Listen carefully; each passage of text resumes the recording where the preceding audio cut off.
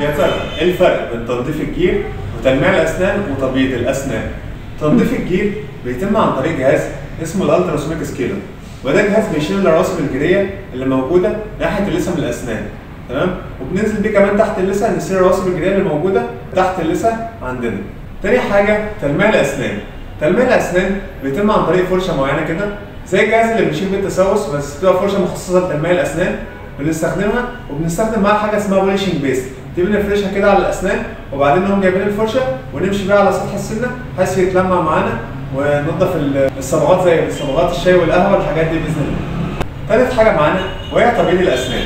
تبييض الاسنان بيتم عن طريق ان اول حاجه بنستخدم ماده كده بتعزل اللثه بحيث ان ما يجيش عليها ماده التبييض، تمام؟ وبعدين بقى بنستخدم ماده التبييض اللي هي بتكون عباره عن هيدروجين بيروكسيد او كربونيل بيروكسيد، تمام؟ بنفرشه مع الاسنان كده وبعدين بنجيب جهاز الليزر ونسلطه على الماده اللي احنا حطيناها دي لمده معينه من الزمن، وبعدين بعد ما نخلص الموضوع ده بنشوف هل النتيجه اللي احنا وصلنا للنتيجه اللي احنا عايزينها، بنشيل طبعا الماده اللي احنا حطيناها وبعدين بنبص هل وصلنا للنتيجه اللي احنا عايزينها ولا لا. لو كنا وصلنا للنتيجه اللي احنا عايزينها نستخدم ماده الفلورايد بحيث ان هي تخفف الحساسيه اللي المريض هيحسها بعد التبييض.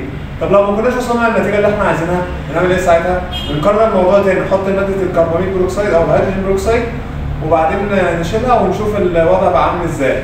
لو وصلنا للنتيجه اللي احنا عايزينها خلاص كده احنا راضيين وكله تمام. وبس كده. لو عندكم اي مشاكل في اسنانكم زورونا في عياده الاسنان في مستشفى السلام. انا دكتور اياد فياض وبكون متواجد ايام الاحد والاربعاء من كل اسبوع. والسلام عليكم ورحمه الله وبركاته.